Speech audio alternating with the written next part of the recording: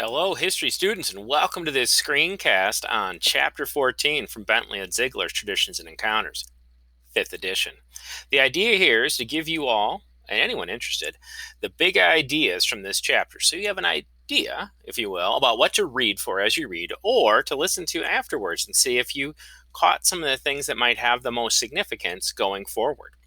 There are three dynasties or ruling families or kind of ruling family networks in this chapter. It's not necessary to memorize those, but if you did know one, it should be the song, which is very important and leads over into the post 1200 period that's covered on the AP exam. So let's take a look.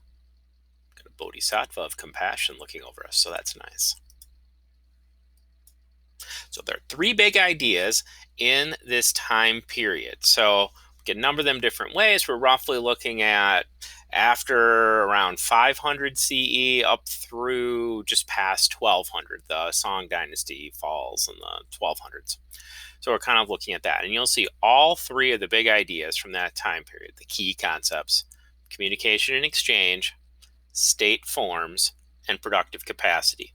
And if you look at the parenthetical notes there, that's the essence of what you should be reading for. So you could even write that down and just use that as a framework for note taking or to review to see, hey, do I understand what's going on with these things? The overarching idea here is that China was important in the classical period, it's important in the medieval period, and it remained important in the modern period. So that's a continuity.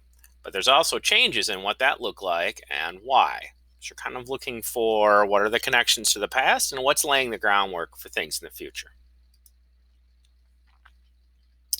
We have here are three examples of things that you could use as evidence when you were talking about ancient China. So each of these things here would be evidence of why China was connected into some of the most important trade routes from this time period, right? So you have the Silk Roads, which we learned about before, still very much in business.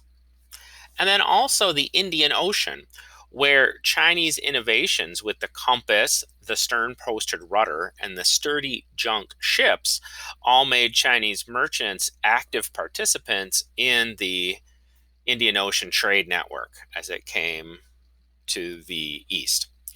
Each one of those things, if you understand how they led to trade, each of those terms can function as evidence in an essay in AP World History. So you might pay attention to those. You can also use the names of exported products or trade goods, including silk, which we would have learned about before in the Silk Road section, the growing importance of porcelain, which is also known as China in English speaking countries sometimes. So, you know, a country has a product on lockdown when the name of the product is the name of the country. That's what we're looking at here. And that porcelain, kind of real hard ceramics. It's basically what you would make in ceramics, but fired at very high temperatures and with very hard glaze. Porcelain. It's a big deal.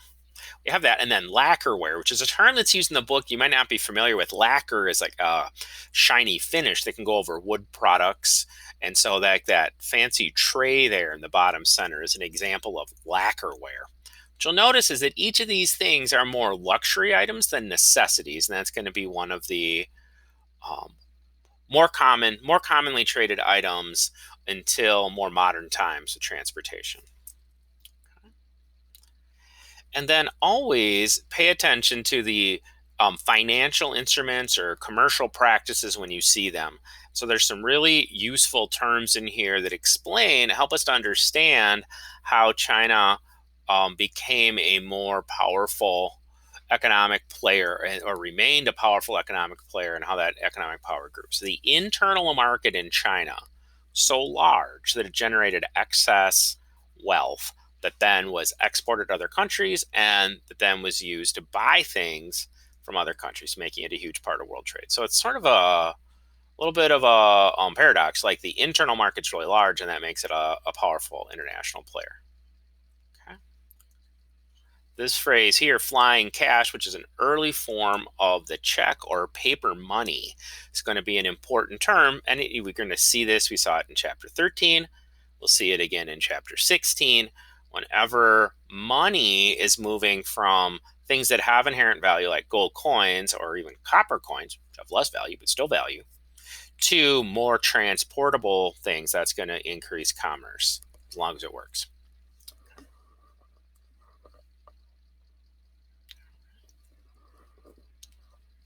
So coming into China at this point over these exchange networks will be fast ripening rice, is how our book calls it. It's coming from Kampa in Vietnam, which is today in the central area of Vietnam. There was no country Vietnam at that time. That would refer to a region, but it's in the central part of what's today Vietnam. So you can also call it Kampa rice if you want. The book says fast ripening. It's super important. It has thousands of uses, well, scores of uses and essays explaining how that growing production of the rice is going to lead to other kinds of economic success in China. Pay attention to that. Okay. There will be, especially coming into China, Buddhism during this time, which originated in South Asia, and Christianity, especially its Nestorian form, which is sometimes called the Church of the East. So Orthodox and Catholic Christians in the West, including in Western Europe, which is kind of the father or mother of the churches that exist, Christian churches that exist in the United States, would have considered this a heresy. And you can look into that if you want, but it is a form of Christianity that spread across Central Asia. Okay. Also, Islam from the last chapter is very important and still very relevant in China today, with really unfortunate dimensions in terms of practices the People's Republic of China spreading into Central Asia, and then China takes over parts of Central Asia, so you get those religions. And then going out, Japan, Korea, and Vietnam adopt a lot of Chinese technology and Chinese philosophy, especially this idea of Neo-Confucianism or New Confucianism. I have filial piety, the character for that here, which is one of the key concepts in Confucianism and then influences cultures in Southeast and East Asia. You're kind of looking for those things. So remember, communication and exchange network is also going to include the movements of ideas in addition to trade goods. The Buddhism that arrives in these places often comes via China. All right. Now, as you look at these East and Southeast Asian societies that are part of this, they're independent states, but they paid tribute to China and had a lot of influence on China. The book is going to go through some detail with the different kingdoms and dynasties. You don't need to memorize those things, but understanding the way that the culture of those places was related to the culture in China is useful. And I think there are 3 S's, though, for Japan as the most populous of these 3 places that are worth knowing. So you can check those out. I would pay attention to those because they'll be useful evidence, or the second and third one, they'll come up later when we look at Japan again in the next period. Plus, this picture is really pretty, so you got that. All right. So what about state forms? Take a look at this. That's the Grand Canal, like recently. So this is a 1,500-year-old canal. It was very important in Chinese history and also shows, a strong functioning state. So imperial government here means an empire system. So the Han Dynasty collapsed in the 200 CE, and then it's in the 500s and then in the 600s that's reinvigorated. So there's a period of decentralization or regional fragmentation in Chinese history. So you want to kind of pay attention to how does that become one centralized empire again. Remembering that the Song is the most important for AP World History Modern, like for the AP test. So we have, these are some continuities, especially that one. The exam-based bureaucracy or scholar bureaucrats, known in some other sources as literati, like, literus would be a literate person, like Latin, so literati, it's a collective noun. And these jobs are merit-based based on how well people do on the test. But just like in today's world, people who have time to prepare and resources to prepare for the test is that's unevenly distributed. So generally speaking, it's the children of the male children of existing scholar bureaucrats or elites that have the schooling that prepares them to take these exams. But occasionally there is somebody who makes their way up just through sheer determination and ability. They're advancing via individual determination. I encourage you all to do the same. Okay. Infrastructure is a word for things that are built publicly that benefit everyone, are kind of like the basic skeleton of the economy. So that's going to be roads always, and then here we have the Grand Canal, which is super important. It says again because that had been started earlier, but it's this one here. It's really important because it connects northern and southern China, and that's when northern Chinese people start eating rice grown in the south using that more efficient strain of rice because it can be transported to the north on the Grand Canal. And so that frees up northerners to do other things like engage in trade and industrial production that's going to lead to trade goods, like, say, make silk, because they can get food, coming up the Grand Canal. Usually true. And so during this time, China expands, and some of that expansion is through the idea of tributary states. That's another term to know.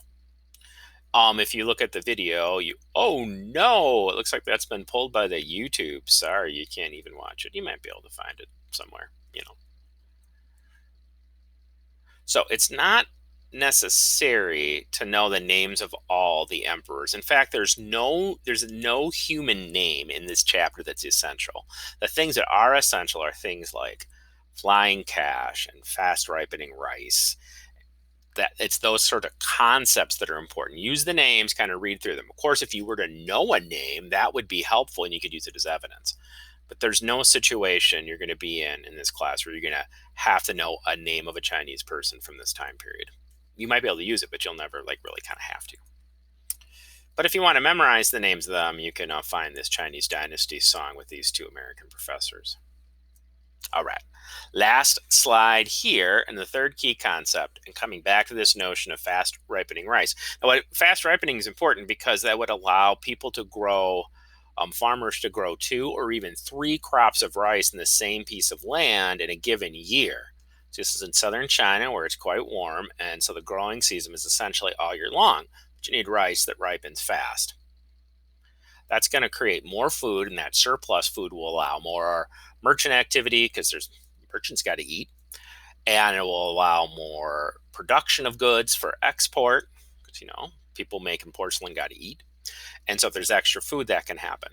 The fast ripening rice is part of a couple other agricultural aspects of agricultural productivity, including ways to more efficiently use animal power for plowing, and then you can see the results of that. So we have these 3 big ideas. It's important to know, overall, China under the Song Dynasty is the largest economy, one of the best, if not the best, governed places on Earth, with all kinds of advancements happening in technology, and the largest single player in the world economy. A position that it will hold, and of course the world economy here is hemispheric for China, but if you were to compare all the parts of the whole world, China will hold that position until around 1800, much later than you might think, because when we get into the 14, 15, 1600s, we'll start seeing how the European states are gaining in power, and that's true. It's an important story.